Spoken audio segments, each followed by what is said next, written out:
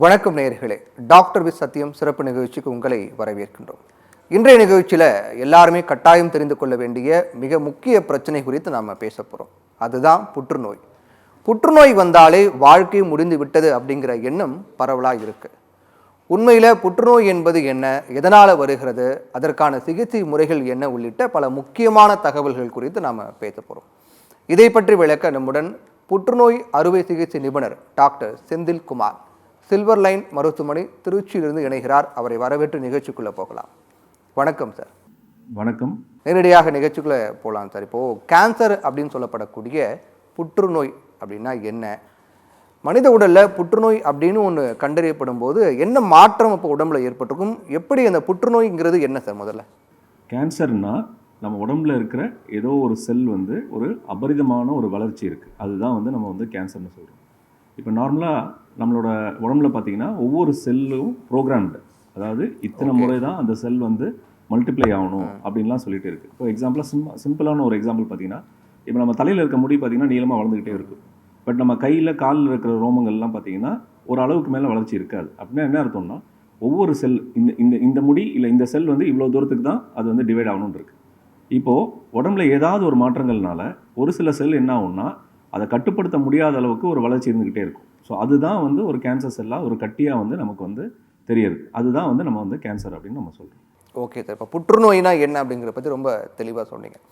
இப்போ புற்றுநோய் அப்படிங்கிறது ஏன் வருதுங்கிற கேள்வி இருக்கு இல்லையா? புற்றுநோய் எதனால் வருது, அதுக்கு குறிப்பிட்டு ஏதாவது காரணம் இருக்கா, இந்த காரணத்துக்காக தான் புற்றுநோய் வருது அப்படின்னு குறிப்பிட்டு சொல்லக்கூடிய காரணம் இருக்கா? மிக முக்கியமான கேள்வி என்னென்னா சார், இப்போது சர்க்கரை வியாதி அப்படிங்கிறது குடும்பத்தில் ஒருவருக்கு இருந்தால் அது மற்றவங்களுக்கு பரம்பரையாக வரக்கூடிய பிரச்சனையாக இருக்குது அப்படின்லாம் இருக்குது. அதே போல் புற்றுநோயும் குடும்பத்தில் யாரனுக்கும் வந்திருந்தால் அது குடும்பத்தில் மற்றவர்களுக்கும் இந்த பரம்பரையாக அது பரவ வாய்ப்பு இருக்கிறதா, அந்த மாதிரி வருமா, அதுக்கான வாய்ப்புகள் இருக்கா சார்? கேன்சர் வர்றதுக்கு பல காரணங்கள் இருக்குது. அதில் நம்ம எவ்வளோ கண்டுபிடிச்சிருக்கோம்னு பார்த்தீங்கன்னா ரொம்ப ரொம்ப லிமிட்டட் தான். இப்போ பரம்பரையாக வரக்கூடிய கேன்சர்ஸ்ன்னு எடுத்துக்கிட்டிங்கன்னா ஒரு 5-10% மட்டும்தான் பரம்பரையாக கேன்சர் வரும். மெஜாரிட்டி ஆஃப் கேன்சர்ஸ் வர்றதுக்கு டெஃபினட் லிங்க் காரணம் அப்படின்னு பார்த்தீங்கன்னா எதுவும் கிடையாது.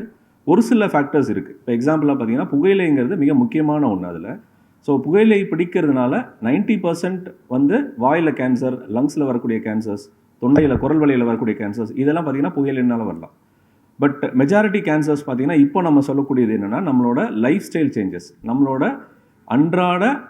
உணவு பழக்க வழக்கங்களும் மற்றபடி நம்ம இருக்கிற சூழ்நிலையில் மாற்றங்கள் தான் இந்த கேன்சர் வர்றதுக்கான மிகப்பெரிய காரணமாக இப்போ நம்ம கருதப்படுது. Okay sir. இப்போ புகைப்பிடிப்பது அப்படிங்கிறது மிக முக்கியமான ஒரு காரணமாக இருந்தாலும் கூட இந்த வாழ்வியல் முறை தான் புற்றுநோய்க்கு மிக முக்கியமான காரணமாக இருக்குது அப்படின்னு சொன்னீங்க.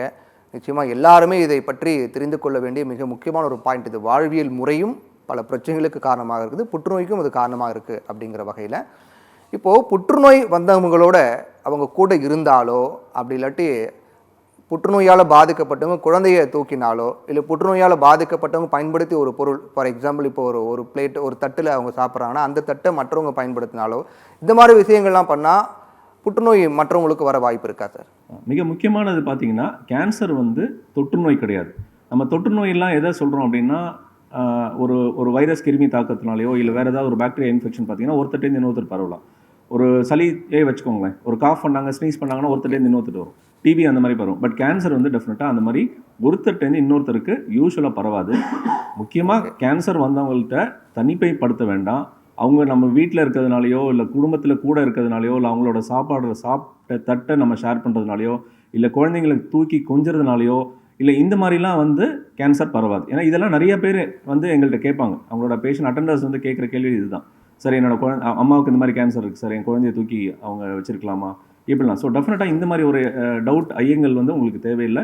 கேன்சர் அந்த மாதிரி ஒருத்தட்டேருந்து இன்னொருத்தருக்குலாம் ஸ்ப்ரெட்டே ஆகும். Okay sir. நீங்கள் சொன்ன மாதிரி இப்போ உங்ககிட்டயே பல பேர் கேட்டிருக்காங்க, இந்த மாதிரி புற்றுநோயால் பாதிக்கப்பட்டவங்க கூட இருந்தாலோ அவங்க பயன்படுத்திய பொருளை பயன்படுத்தினாலோ புற்றுநோய் வருமானு. ஏன்னா அந்த அளவுக்கு அது பல பேர் இருக்கக்கூடிய மிக முக்கியமான ஒரு டவுட்டாக தான் இருக்குது. அதுக்கான ஒரு தெளிவு நீங்கள் கொடுத்தீங்க, என்ன விஷயம் அப்படிங்கிற வகையில்.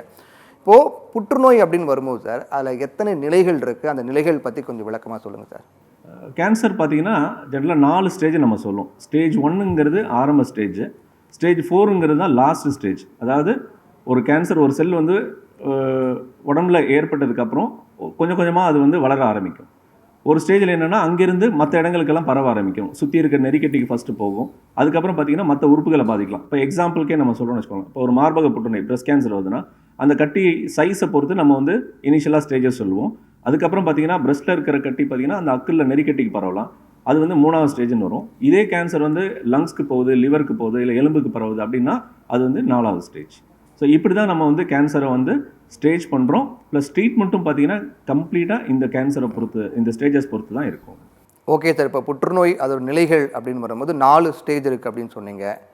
இப்போது தொடக்கத்திலேயே முதல் ஸ்டேஜ்லேயே அந்த புற்றுநோயை கண்டுபிடிச்சிட்டோம் அப்படின்னா அதை முழுமையாக குணப்படுத்த முடியுமா, இல்லை ட்ரீட்மெண்ட்லேயே இருக்கணுமா? இப்போது இந்த ஃபஸ்ட்டு ஸ்டேஜில் வரும்போது அதை முழுமையாக குணப்படுத்தக்கூடிய அளவுக்கான சிகிச்சை முறைகள்லாம் இருக்கா? இதை மக்கள் எந்த அளவுக்கு ஒரு நம்பிக்கையோடு பார்க்கலாம் சார்? கேன்சர் டெஃபினட்டாக பார்த்தீங்கன்னா ஆரம்ப ஸ்டேஜில் கண்டுபிடிக்கும் போது மெஜாரிட்டி ஆஃப் கேன்சர்ஸ் வந்து நம்மளால் க்யூர் பண்ண முடியும். இப்போது நம்ம இந்தியாவில் பார்த்துட்டிங்கன்னா ஓவராலாக பார்த்தீங்கன்னா 60 to 70% வந்து நம்ம வந்து அட்வான்ஸ் ஸ்டேஜ் 3வது ஸ்டேஜில் தான் நம்மளால் கண்டுபிடிக்க முடியுது. என்ன காரணம்னு பார்த்தீங்கன்னா ஃபஸ்ட்டு திங் நம்ம சொல்லக்கூடியது என்னென்னா கேன்சரில் ஆரம்ப நிலையில் பார்த்தீங்கன்னா பெயினோ இல்லை தொந்தரவோ எதுவுமே இருக்காது. ஸோ ஒரு மார்பகத்தில் ஒரு கட்டி வருது, இல்லை உடம்புல ஒரு கட்டி வருதுன்னா கூட நிறைய பேர் வலி இல்லைன்னு சொல்லிட்டு அப்படியே விட்டுருவாங்க. இப்போ வாயில் கூட பார்த்தீங்கன்னா ரொம்ப ஈஸியாக நம்ம ஐடென்டிஃபை பண்ணக்கூடிய ஏரியா தான். பட் அதிலே பார்த்தீங்கன்னா வலி இல்லை சார், அது பாட்டுக்கு 3 மாதமாக இருந்துச்சு அப்படின்னு சொல்லுவாங்க. ஸோ அப்படின்னா ஆரம்பத்தில் வந்து அந்த மாதிரி சிம்டமே இல்லாததுனால பார்த்தீங்கன்னா ரொம்ப லேட்டாக தான் நம்ம வந்து டயக்னோஸ் பண்ணுற மாதிரி இருக்குது. பட் ரொம்ப காஷியஸாக பேஷண்ட்ஸ் வந்து ஒரு சின்ன தொந்தரவோடு இருக்குது, உடம்புல ஏதாவது ஒரு சின்ன மாற்றம் இருக்குது அப்படின்னு சொல்லி ஆரம்பத்திலேயே வந்துட்டாங்க அப்படின்னா டெஃபினட்டாக மெஜாரிட்டி ஆஃப் கேன்சர்ஸ் வந்து நம்மளால் குணப்படுத்திட முடியும். இப்போ அடுத்து அந்த பயாபி அப்படின்னு சொல்கிறாங்க. அந்த பயாபி அப்படிங்கிறது என்ன? இப்போ ஒரு லேசான அறிகுறியோடு ஒருத்தவங்க மருத்துவர் அணுகிறாங்க அப்படின்னா அவங்களுக்கான சோதனை செய்யும் போது அதுக்கே பயம் வந்துடும். அப்போ அந்த கத்தி வச்சாலே புற்றுநோய் பரவிடுமா அப்படிங்கிற மாதிரி கேள்விலாம் இருக்கும். அதுக்கான விளக்கம் என்ன சார்? இது வந்து மக்களுக்கு நிறைய இருக்கிற ஒரு சந்தேகம் தான், கத்தி வச்சா கேன்சர் பரவிடும். ஏன்னா இப்போ ஒரு கட்டியோடு வராங்க, இல்லைன்னா ஒரு இறப்பையில் ஒரு கேன்சர் மாதிரி டவுட் இருக்குது, நம்ம வந்து பயாப்சி எடுக்கணும்னு சொன்ன உடனே அந்த பேஷண்ட்ஸ்க்கு வந்து ஃபஸ்ட்டு டவுட்டே என்ன வரும்னா, சார் இது வந்து பயாப்சி எடுக்கிறனால உடனே ஸ்ப்ரெட் ஆகிடுமான்னு. பயாப்சிங்கிறது பார்த்தீங்கன்னா ஒரு சதை பரிசோதனை, அவ்வளோதான். ஒரு கட்டி இருக்குது, ஒரு உடம்புல ஒரு கட்டி இருக்குது அப்படின்னா அதுலேருந்து ஒரு சின்ன சதை எடுத்து நம்ம வந்து டெஸ்ட் பண்ணுறோம். அந்த டெஸ்ட்டில் தான் அந்த கட்டி கேன்சராக இல்லையாங்கிறதே நிறைய தெரியும். ஸோ இருக்கிற எல்லா கட்டியும் பார்த்தீங்கன்னா கேன்சர்ன்றதும் கிடையாது. ஸோ அந்த மாதிரி பயப்பட வேணாம். ஸோ இந்த ஒரு சின்ன சாம்பிள் எடுக்கிறதுனால நம்மளுக்கு வந்து கேன்சர் ஸ்ப்ரெட் ஆகாது. அது வந்து ஃபஸ்ட்டு திங். செகண்ட் பார்த்தீங்கன்னா அடுத்து நம்ம சர்ஜரி நம்ம அட்வைஸ் பண்ணும்போது எகெயின் பேஷண்ட்ஸ்க்கு வர டவுட் பார்த்தீங்கன்னா கேன்சர் ஸ்ப்ரெட் ஆகிடுமா சார், கத்தி வச்சா பரவிடும்னு சில பேர் சொல்கிறாங்களே. இந்த கூற்றுக்கு பார்த்தீங்கன்னா ஒரு 50% கரெக்டுன்னு நம்ம சொல்லலாம், 50% தப்பான ஒரு எண்ணம். ஸோ பயாப்சினாலேயோ சர்ஜரினாலேயோ ஸ்ப்ரெட் ஆகாது. பட் சர்ஜரி ஒழுங்காக பண்ணனா என்ன ஆகும், கேன்சரே தெரியாமல் ஒரு ஆப்ரேஷன் பண்ணிடுறாங்க, அப்போ என்ன ஆகும்னா கண்டிப்பாக அதில் வந்து கேன்சர் ஸ்ப்ரெட் ஆகும். இது சிம்பிளாக இன்னொன்று சொல்லலாம், அதாவது ஒரு கேன்சர் செல் நம்ம முன்னாடி சொன்ன மாதிரி ஒரு கேன்சர் செல் வளர்ச்சி அடைஞ்சிக்கிட்டே இருக்குன்னா ஒரு பர்டிகுலர் ஸ்டேஜ் வரைக்கும் ரொம்ப வேகமான ஒரு வளர்ச்சி இருக்கும், அப்புறம் ஒரு பிளாட்டோ வந்துடும். இது வந்து சயின்ஸில் என்ன சொல்கிறோம்னா காம்பர்ஜியன் க்ரோத் கர்வ்னு சொல்லுவோம். ஸோ இனிஷியலாக அந்த செல் வந்து டிவைட் ஆகிட்டே போகும்போது ஒரு க்ரோத் கர்வ் பார்த்தீங்கன்னா இப்படி இருக்கும், அப்புறம் ஒரு பிளாட்டாக்கு வந்துடும். ஸோ அதுக்கு மேலே அந்த செல் பார்த்தீங்கன்னா அந்த டிவிஷன் வந்து கம்மியாயிடும். ஸோ அப்படின்னா என்னென்னா ஒரு ஸ்டேஜுக்கு மேலே அப்படியே இருக்கிற கேன்சர் செல்லை நம்ம டக்குன்னு ரிமூவ் பண்ணுறோம் அப்படின்னா என்ன ஆகும்னா, ஒருவேளை இந்த கேன்சர் செல்ஸ் வந்து வேறு ஏதாவது ஒரு உறுப்பில் போயிட்டு அமைதியாக இருக்கும். ஒரு சில செல் வந்து பிளட் சர்க்குலேஷனில் இருக்கும், அது போய் லிவரில் லங்ஸில் எங்கேயாவது ஒரே ஒரு செல் 2 செல் இருக்குன்னு வச்சுக்கோங்க. ஒன்ஸ் இந்த டியூமர் எடுத்ததுக்கப்புறம் அந்த செல்ஸ் எல்லாம் வளர ஆரம்பிக்கும். ஸோ அப்படின்னா என்ன அர்த்தம்னா ப்ராப்பரான ட்ரீட்மெண்ட், ப்ராப்பர் எவாலுவேஷன் இல்லை, ப்ராப்பரான ட்ரீட்மெண்ட் பண்ணலை, அரைகுறையான ஒரு ஆப்ரேஷன் பண்ணியிருக்கோம் அப்படின்னா தான் இந்த கேன்சர் வந்து அதிகமாக வளரும். ஸோ கத்தி வச்சா கேன்சர் பரவிடுமான்னா இந்த ஒரு கூற்று ஒரு 50% நம்ம கரெக்டுன்னு கூட நம்ம எடுத்துக்கலாம். ஓகே சார், இப்போது புற்றுநோய் ஒவ்வொரு ஸ்டேஜ் பற்றியும் நீங்கள் சொன்னீங்க, அதே போல் பல விஷயங்கள் பேசிக்கிட்டு இருக்கக்கூடிய இதே நேரத்தில் இந்த புற்றுநோய் சிகிச்சைக்கு பிறகு என்ன செய்யணும் அப்படிங்கிற கேள்வி இருக்கு இல்லையா? ஏன்னா தொடர்ந்து அவங்க ட்ரீட்மெண்ட்லேயே இருக்கணுமா, இல்லாட்டி ட்ரீட்மெண்ட் தேவையில்லை, ஒரு முறை அந்த சிகிச்சை எடுத்துக்கொண்டோம் அப்படின்னா அதோட போதுமா, இல்லை லைஃப் ஃபுல்லாக அதுக்கான ட்ரீட்மெண்ட் எடுத்துகிட்டே இருக்கணுமா அப்படிங்கிற கேள்வி இருக்குது. அதே போல் புற்றுநோய் வந்த பிறகு அதுக்கான சிகிச்சை மேற்கொண்ட பிறகு கூட மீண்டும் அவங்களுக்கு புற்றுநோய் வரதுக்கான வாய்ப்பு எந்த அளவுக்கு இருக்குது சார்? கேன்சர் ட்ரீட்மெண்ட் பண்ணதுக்கப்புறம் கண்டிப்பாக பார்த்தீங்கன்னா அவங்க வந்து தொடர் பரிசோதனையில் இருப்பாங்க. தொடர் ட்ரீட்மெண்ட் எல்லாம் ரொம்ப ரொம்ப ரேர் தான். இப்போது எனி டைப் ஆஃப் கேன்சர் நம்ம எடுத்துக்கிறோமே, ஸோ அவங்களுக்கு வந்து ஜென்ரலாக 3 விதமான ட்ரீட்மெண்ட் நம்ம சொல்லுவோம். ஸோ கேன்சர் ட்ரீட்மெண்ட்ஸே பார்த்தீங்கன்னா ஒன்று வந்து சர்ஜரி, இன்னொன்று பார்த்தீங்கன்னா கீமோதெரப்பி மருந்தியல் சிகிச்சைன்னு சொல்கிறது, 3வது பார்த்தீங்கன்னா ரேடியேஷன் தெரப்பி ஆர் கதிர்வீச்சு சிகிச்சை. சில பேர் கரண்ட் வைக்கிறேன்னு சொல்லுவாங்க, ஆக்சுவலாக கரண்ட் கிடையாது, அது வந்து ஒரு கதிர்வீச்சு சிகிச்சை. இது 3 தான். இப்போ இந்த 3மே எல்லாருக்குமே தேவைப்படாது. ப்ளஸ் இந்த 3ஐயும் பார்த்தீங்கன்னா சீக்வன்ஸ் பண்ணி பண்ணணும். ஒரு சில கேன்சர்ஸ்க்கு வந்து ஃபஸ்ட்டு சர்ஜரி இருக்கும், சில பேருக்கு பார்த்தீங்கன்னா ஃபஸ்ட்டு கீமோதெரப்பி கொடுத்துட்டு அதுக்கப்புறம் சர்ஜரி வரலாம், அதுக்கப்புறம் ரேடியேஷன் வரலாம். ஒரு சில பேருக்கு சர்ஜரியே வராது. ஒரு சில கேன்சர்ஸில் பார்த்தீங்கன்னா ஒன்லி கீமோதெரப்பி மட்டுமே ட்ரீட்மெண்ட்டாக இருக்கும். ஸோ இந்த மாதிரி பார்த்தீங்கன்னா ஒவ்வொருத்தருக்கும் ஒவ்வொரு மாதிரியான ட்ரீட்மெண்ட். ஸோ ஒன்ஸ் இந்த ட்ரீட்மெண்ட்லாம் முடிஞ்சதுக்கப்புறம் கண்டினியூஸாக லைஃப் லாங்காக அந்த பேஷண்ட்ஸ் வந்து அந்த பர்டிகுலர் கேன்சர் டாக்டர் கிட்ட ட்ரீட்மெண்ட்டில், அதாவது ஃபாலோ அப்பில் இருந்துகிட்டே இருப்பாங்க. ஸோ ஃபாலோ அப்னா என்ன பண்ணுவோம் அப்படின்னா, ஒவ்வொரு கேன்சருக்கு ஏற்ற மாதிரி ஒவ்வொரு விதமான பரிசோதனைகள் இருக்கும். ஜஸ்ட் ஒரு உடல் பரிசோதனை தான். கிளினிக்கலாக நாங்கள் பார்ப்போம், ஏதாவது சேஞ்சஸ் இருக்கா இல்லையாங்கிறத பார்த்துக்கிட்டே இருப்போம். அப்படி ஏதாவது டவுட் இருக்குன்னா ஃபர்தர் எவாலுவேஷன் இருக்கும். ஸோ இது வந்து பார்த்தீங்கன்னா இனிஷியலாக பார்த்தீங்கன்னா அடிக்கடி வர மாதிரி இருக்கும். இப்போ எக்ஸாம்பிளுக்காக வாயில் ஒரு கேன்சருக்கு வராங்க, ட்ரீட்மெண்ட்லாம் முடிஞ்சிருச்சு, நல்லா இருக்காங்க அப்படின்னா அவங்களுக்கு வந்து மந்த்லி விசிட் ஃபஸ்ட் இயரில் இருக்கும். அடுத்த இயரில் பார்த்தீங்கன்னா ஜென்ரலாக 2 மாதத்துக்கு வருது. ஸோ இந்த மாதிரி வந்து டியூரேஷன் நாங்கள் இன்க்ரீஸ் பண்ணிகிட்டே போவோம். ஏன்னா கேன்சர் திரும்ப வர்றதுக்கு இந்த இனிஷியல் 1 to 2 இயர்ஸில் தான் ஜாஸ்தி சான்சஸ் உண்டு. ஸோ அதனால் அப்போ வந்து ரொம்ப க்ளோஸாக ஃபாலோ பண்ணுவோம். அதுக்கப்புறம் பார்த்தீங்கன்னா அவங்களோட பீரியாடிக்கல் ஃபாலோ அப் வந்து கம்மியாகிட்டே இருக்கும். பட் ஸோ அவங்க வந்து கண்டிப்பாக தொடர்ந்து அந்த ஒரு செக்கப்பில் அவங்க இருந்துக்கிட்டே இருக்கணும். Okay sir. புற்றுநோய் அப்படின்னு வரும்போது ஏழை பணக்காரங்களை பாகுபாடெல்லாம் பார்க்காது. ஆனால் செலவு அப்படின்னு வரும்போது ஏழைகளால் செய்ய முடியுமா அப்படின்னு பார்த்தா கேள்விக்குறி தான். அப்போது புற்றுநோயால் பாதிக்கப்பட்ட ஒரு மிடில் கிளாஸோ இல்லாட்டி ஒரு ஏழைகளோ என்ன பண்ணுவாங்க அப்படின்னா, அதுக்காக செலவு பண்ண முடியுமா, ரொம்ப செலவாகுமோ அப்படிங்கிற பயம் அவங்களுக்கு இருக்கும். இப்போ ஒவ்வொரு ஸ்டேஜுக்கு ஏற்ற மாதிரி அதுக்கான செலவுகள் மாறுபடுமா? அந்த செலவுகள் பற்றி சொல்லுங்கள் சார். கேன்சருக்கான ட்ரீட்மெண்ட்டு நம்ம எடுத்துக்கிட்டோம் அப்படின்னா, நான் முன்ன சொன்ன மாதிரி தான் கேன்சரை எப்படி ஸ்டேஜ் பண்ணுறோமோ அதே மாதிரி தான் அவங்களோட ட்ரீட்மெண்ட் ப்ராசஸும் இருக்க போகுது. ஸோ ஆரம்ப ஸ்டேஜில் நம்மளால் கண்டுபிடிச்சோம் அப்படின்னா ஏதாவது ஒரு பர்டிகுலர் ட்ரீட்மெண்ட்டில் மட்டுமே சரி பண்ணிட முடியும். இப்போ ரொம்ப சிம்பிளாக சொல்லணும்னு வச்சுக்கோங்களேன், ஒரு பிரஸ்ட் கேன்சர் வருது, ஒரு 60 வயசு ஒருத்தவங்களுக்கு ஒரு மார்பகத்தில் ஒரு சின்ன கட்டியோடு வராங்க. ஸோ அது வந்து நம்ம ஃபஸ்ட்டு ஸ்டேஜ்லேயே கண்டுபிடிச்சிடுறோம். அவங்களுக்கு வந்து இன்னும் சில ஸ்பெஷல் டெஸ்ட்லாம் பண்ணி அவங்க ஹார்மோன் பாசிட்டிவாக இருக்காங்க அப்படின்னா அவங்களுக்கு வெறும் சர்ஜரியில் மட்டுமே நம்மளால் குணப்படுத்திட முடியும். அதுவும் பார்த்தீங்கன்னா மார்பக கேன்சருக்கு வந்து நம்ம பிரஸ்ட்டை எடுக்காமலே, மார்பகத்தை முழுசாக அகற்றாமலே கூட அவங்களுக்கு வந்து ட்ரீட்மெண்ட் பண்ணிட முடியும். அப்போ அது ஒரு பர்டிகுலர் ட்ரீட்மெண்ட்டே போதும் அவங்களுக்கு. அப்போ ஆப்வியஸாக பார்த்தீங்கன்னா அவங்களோட செலவு வந்து கம்மியாக இருக்கும். பட் இதே ஒரு 3வது ஸ்டேஜில் வராங்க, இல்லை ஒரு 4வது ஸ்டேஜில் வராங்க, அந்த மாதிரின்னு வரும்போது அவங்களுக்கான ட்ரீட்மெண்ட் கண்டிப்பாக கொஞ்சம் கூட தான் இருக்கும். அதாவது அவங்களுக்கு வந்து சர்ஜரி தேவைப்படலாம், கீமோதெரப்பி தேவைப்படலாம், ரேடியேஷன் தேவைப்படலாம். பட் இதுலேயும் பார்த்தீங்கன்னா நம்ம வந்து இப்போது எந்தெந்த விதத்தில் நமக்கு பேஷண்ட்ஸை ஹெல்ப் பண்ண முடியுதோ அந்தளவுக்குலாம் நம்மளால் பண்ண முடியும். அதாவது நிறையா திட்டங்கள் இருக்குது, சென்ட்ரல் கவர்மெண்ட் ஸ்கீம்ஸ் இருக்குது, ஸ்டேட் கவர்மெண்ட்டோட காப்பீடு திட்டம் இருக்குது, நிறைய இன்சூரன்ஸ் பாலிசிஸ் வச்சுருந்தாங்கன்னா அதெல்லாம் யூட்டிலைஸ் பண்ணிக்கலாம். கேன்சர் ட்ரீட்மெண்ட்டுக்கு வந்து நிறைய இன்சூரன்சஸ் வந்து கண்டிப்பாக எல்லா ட்ரீட்மெண்ட்டையும் கவர் பண்ணி கொடுக்குறாங்க. ஸோ இதெல்லாம் வந்து நீங்கள் ட்ரீட்மெண்ட் எடுத்துகிட்டு இருக்க டாக்டர்கிட்ட டிஸ்கஸ் பண்ணிங்கன்னா எந்த விதத்துலலாம் அவங்களுக்கு ஹெல்ப் பண்ண முடியுதோ எல்லா விதத்துலையும் நம்மளால் பண்ண முடியும். சார், இப்போது புற்றுநோய்க்கான சிகிச்சை அப்படின்னு வரும்போது ஒவ்வொரு ஆண்டுகள் போக போக, காலங்கள் போக போக அட்வான்ஸாக அதுக்கான ட்ரீட்மெண்ட்டும் மாறிக்கிட்டே இருக்கிறது பார்க்குறோம். புற்றுநோய்க்கு மட்டும் இல்லை, எல்லா பிரச்சனைகளுக்கும். அப்படின்னு வரும்போது புற்றுநோய் அப்படின்னு வரும்போது அதுக்கான அட்வான்ஸாக இப்போது என்ன இருக்குது? இப்போ அட்வான்ஸாக போக போக இன்னொரு கேள்வியும் வருது. ஏன்னா இப்போ ட்ரீட்மெண்ட் அட்வான்ஸாக போக போக பக்க விளைவுகளும் அட்வான்ஸாக இருக்குமோ, அதுக்கேற்ற மாதிரி அதிகமாக இருக்குமோ அப்படிங்கிற பயமும் பாதிக்கப்பட்டவங்களுக்கு இருக்க தான் செய்யுது. அப்போது அட்வான்ஸாக இப்போ என்ன ட்ரீட்மெண்ட் இருக்குது, அதனால் பக்க விளைவுகள் எதனும் இருக்குமா சார்? கேன்சர் ட்ரீட்மெண்ட்டை பொறுத்த வரைக்கும் ஜென்ரலாக எல்லா கேன்சர் ட்ரீட்மெண்ட்லையுமே சில சைடு எஃபெக்ட்ஸ் இருக்கும். இப்போ ஆப்ரேஷனே நம்ம எடுத்துக்கிட்டோம்னு வச்சுக்கோங்களேன். இப்போ ஒருத்தருக்கு நாக்கில் கேன்சர் வருது அப்படின்னா நம்ம ஆப்ரேஷன் பண்ணுறோம்னா நாக்கில் ஒரு சின்ன பகுதி நமக்கு எடுக்கிற மாதிரி இருக்கும். ஸோ அதில் வந்து டெஃபினட்டாக ஒரு சின்ன விதத்துலையாவது அவங்களுக்கு வந்து வாய் குழலாம், இல்லை ஒரு சில வார்த்தைகள் பேசுகிறதுக்கு ஒரு சில மாற்றங்கள் இருக்கலாம். அதே வந்து ரொம்ப ஒரு 3வது ஸ்டேஜில் வராங்க, வாயில் ஒரு கேன்சரோட வரும்போது சில உறுப்புகள் நம்ம ரிமூவ் பண்ணுற மாதிரி இருக்கும், ஒரு தாடை எலும்பு எடுக்கிற மாதிரி இருக்கும், கழுத்து நெருக்கட்டி எடுக்கிற மாதிரி இருக்கும். அப்போ டெஃபினட்டாக சில சைடு எஃபெக்ட்ஸ் வரலாம். இதே தான் கீமோதெரப்பிலையும் ஆகும். ஸோ கீமோதெரப்பி கொடுக்கும்போது பார்த்தீங்கன்னா ஒரு சில கீமோதெரப்பியில் முடி உதிர்தல் இருக்கலாம். பட் ஒன்ஸ் கீமோ முடிச்சதுக்கப்புறம் திருப்பி அவங்களுக்கு வந்து பழையபடி நார்மலாக அவங்களோட முடியெல்லாம் வந்துடும். சில பேருக்கு வெள்ளணுக்கள் குறையினால இன்ஃபெக்ஷன் ஆகலாம், அப்போ அட்மிஷன் தேவைப்படலாம். ஸோ இந்த மாதிரி பார்த்தீங்கன்னா ஒரு சில சைடு எஃபெக்ட்ஸ். ஸோ ரேடியேஷன் கொடுக்கும்போது பார்த்தீங்கன்னா வாயில் வந்து ரேடியேஷன் கொடுக்குறாங்க, இல்லை தொண்டையில் கொடுக்குறாங்கன்னா வாயெல்லாம் காஞ்சி போகிறதுக்கு ஒரு வாய்ப்பு இருக்குது. தொண்டையெல்லாம் பார்த்தீங்கன்னா எச்சி முழுங்குறதுக்கே சில பேர் கஷ்டப்படுவாங்க, அந்த எச்சி துப்ப முடியாது, சலைவாலாம் ஸ்டிக்கியாக இருக்கும். ஸோ இந்த மாதிரி பார்த்தீங்கன்னா ஒரு சில சின்ன சின்ன சைடு எஃபெக்ட்ஸ் வரும். பட் எல்லா சைடு எஃபெக்ட்ஸ்க்குமே ஈஸிலி மேனேஜபிளாக தான் இருக்கும். ஸோ சைடு எஃபெக்ட்ஸ்க்காக பயந்து யாருமே ட்ரீட்மெண்ட்டை நம்மளால் எடுத்துக்காமல் இருக்கக்கூடாது. புற்றுநோய்னா என்ன அப்படிங்கிறது தொடங்கி இப்போது ட்ரீட்மெண்ட் வரையில் நம்ம பேசிக்கிட்டு இருக்கோம்.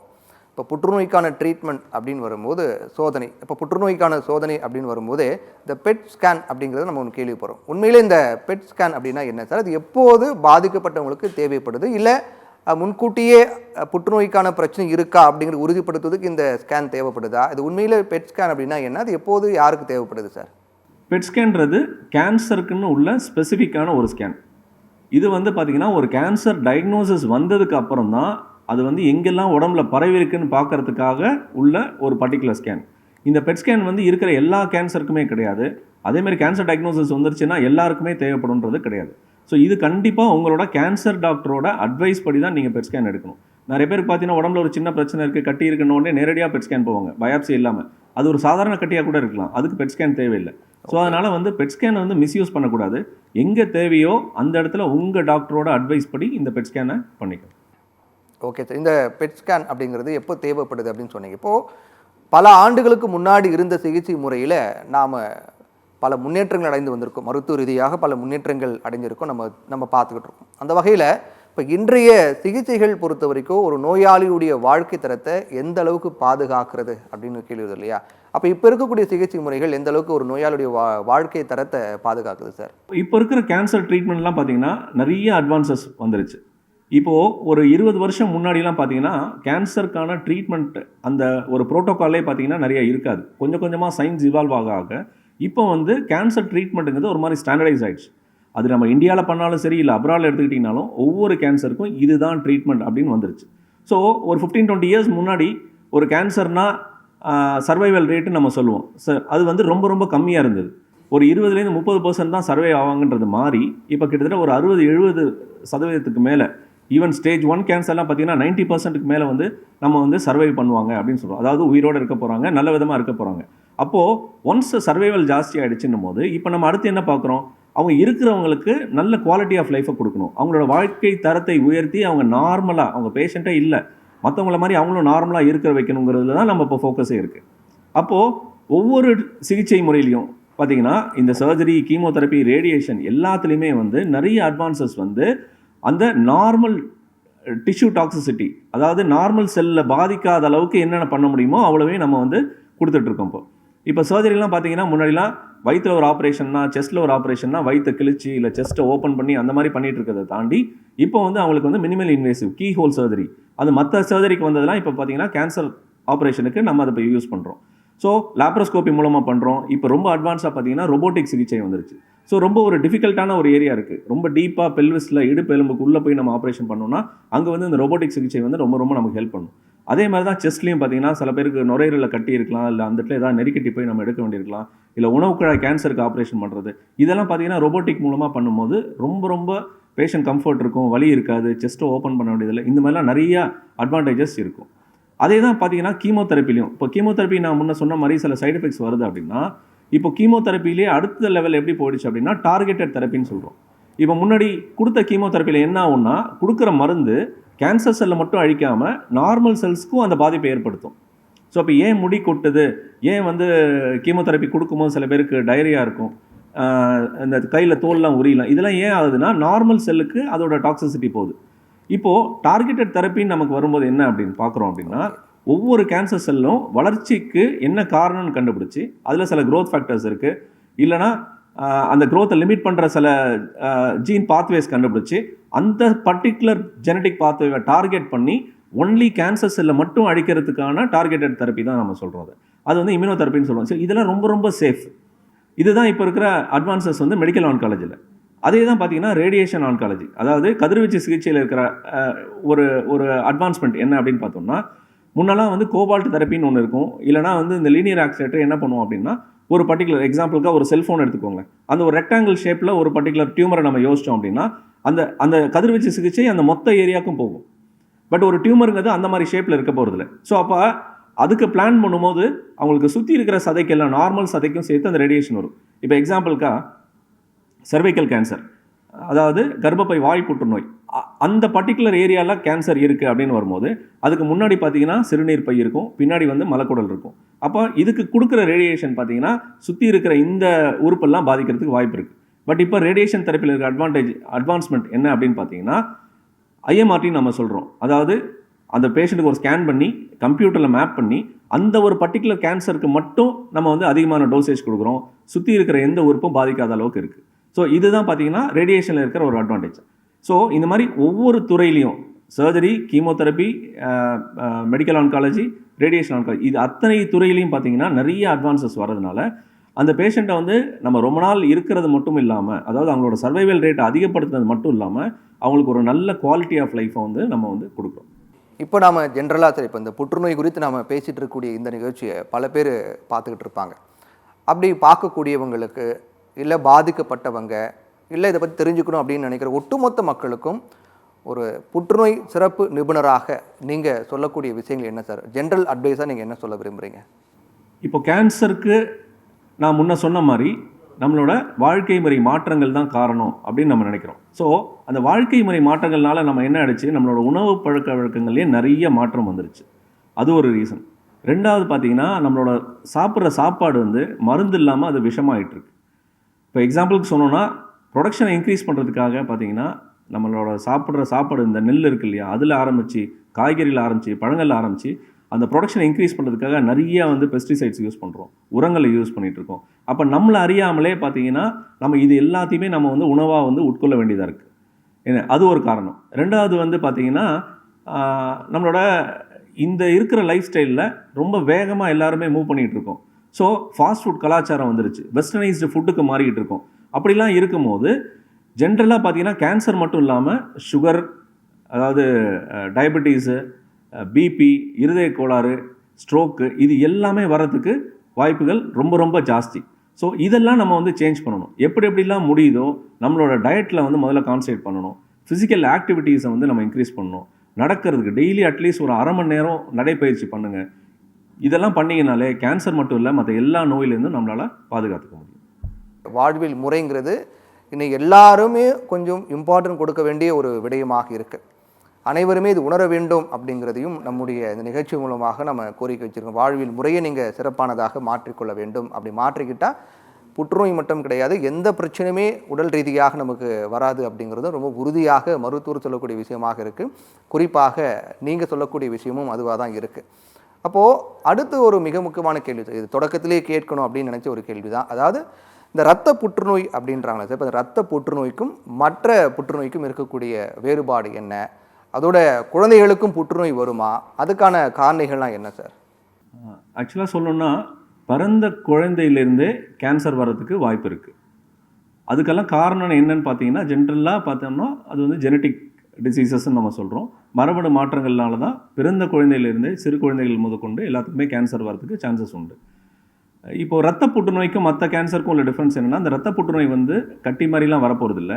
ஸோ அவங்களுக்கு வந்து யூஸ்வலாக ஏதாவது ஒரு சிம்டம் இருக்கும். குழந்தைகளுக்கு வந்து ஃபீவர் இருக்கலாம், நெறிக்கட்டிகள் மாதிரி இருக்கலாம். அப்போ போய் நம்ம டெஸ்ட் பண்ணி பார்க்கும்போது அவங்களோட வெள்ளணுக்கள் பார்த்திங்கன்னா கூட இருக்கும், இல்லை ரத்த அணுக்களில் வந்து சில மாற்றங்கள்லாம் இருக்கும். ஸோ இதுதான் வந்து நம்ம வந்து பிளட் கேன்சர்னு சொல்கிறோம். பட் இதில் ஒரு நல்ல விஷயம் என்னென்னு பார்த்தீங்கன்னா, ஒரு சில பிளட் கேன்சர்ஸ் வந்து கம்ப்ளீட்டாகவே க்யூர் பண்ண முடியும், முழுமையாக குணப்படுத்தக்கூடியது தான் ஒரு சில ரத்த புற்றுநோய் பிளட் கேன்சர்ஸ். அதே மாதிரி லிம்ஃபோமா நம்ம சொல்லுவோம், அது வந்து நெறிக்கட்டிகளில் வரக்கூடியது. அதுவும் பார்த்தீங்கன்னா முழுமையாக குணப்படுத்த முடியும். ஸோ இதுவுமே ஸ்டேஜ் பண்ணுவோம். அதுலேயுமே ஆரம்ப ஸ்டேஜாக இருந்துச்சுன்னா கம்ப்ளீட்டாக அது வந்து நம்மளால் க்யூர் பண்ணிட முடியும். ஓகே சார், இப்போ எந்த பிரச்சனையாக இருந்தாலும் அந்த பிரச்சனையை முழுமையாக குணப்படுத்தணும் அப்படிங்கிறது தான் எல்லாருடைய தேவையாக, பாதிக்கப்பட்டவங்களுடைய தேவையாக இருக்கும். அந்த வகையில் முழுமையாக குணப்படுத்தக்கூடிய கேன்சர்லாம் என்னென்ன இருக்குது சார்? அதை பற்றி சொல்லுங்கள். அது எப்படி முழுமையாக குணப்படுத்த முடியும் அப்படிங்கிறத பற்றியும் சொல்லுங்கள் சார். இப்போ நான் சொன்ன மாதிரி தான் குழந்தைகளில் வரக்கூடிய கேன்சர்ஸ் வந்து மெஜாரிட்டி பார்த்தீங்கன்னா முழுமையாக குணப்படுத்திட முடியும். பிளட் கேன்சர்ஸ், லிம்ஃபோமா, இதெல்லாம். அடல்ட்டில் வரக்கூடிய கேன்சர்ஸ் அடுத்து பார்த்தீங்கன்னா இந்த பியூபர்ட்டி லெவல்லையோ இல்லைனா அந்த ஒரு 15-20 இயர்ஸ் 25 இயர்ஸ்க்குள்ளேயும் சில கேன்சர்ஸ்லாம் வரலாம். அதெல்லாம் என்னென்னு பார்த்தீங்கன்னா ஜெர்ம் செல் டியூமர்ஸ்னு நம்ம சொல்கிறோம். ஆண்களில் பார்த்தீங்கன்னா இந்த விரையில் வரக்கூடிய கேன்சர்ஸ். அதே மாதிரி பெண்களில் பார்த்துக்கிட்டிங்கன்னா ஓவரியில் வரக்கூடிய ஜெர்ம் செல் டியூமர்ஸ் சொல்கிறோம். இதெல்லாம் வந்து ஈவன் கொஞ்சம் அட்வான்ஸ் ஆகிருந்தால் கூட கம்ப்ளீட்டாக க்யூர் பண்ணிட முடியும். இது இல்லாமல் தைராய்டில் வரக்கூடிய கேன்சர்ஸ். ஸோ இதெல்லாம் பார்த்தீங்கன்னா 100%, ஆல்மோஸ்ட் க்ளோஸ் டு 100% டெஃபினட்டாக கம்ப்ளீட்டாக நம்மளால் க்யூர் பண்ணிட முடியும். ஓகே சார், நிகழ்ச்சியோட நிறைவு பகுதிக்கு வந்துட்டோம். புற்றுநோய் என்றால் என்ன அப்படிங்கிறது தொடங்கி அதில் இருக்கக்கூடிய சிகிச்சை முறைகள், குறிப்பாக மக்கள் என்ன செய்ய வேண்டும் எந்த அளவுக்கு மக்கள் விழிப்புணர்வோடு இருக்க வேண்டும் உள்ளிட்ட பல தகவல்களை தெளிவாக விளக்கமாக சொன்னீங்க. நிகழ்ச்சியில் கலந்து கொண்டதுக்கு மிக்க நன்றி சார். நேயர்களை மற்றும் ஒரு சிறப்பு நிகழ்ச்சிகள் சந்திக்கும் வரை நன்றி, வணக்கம்.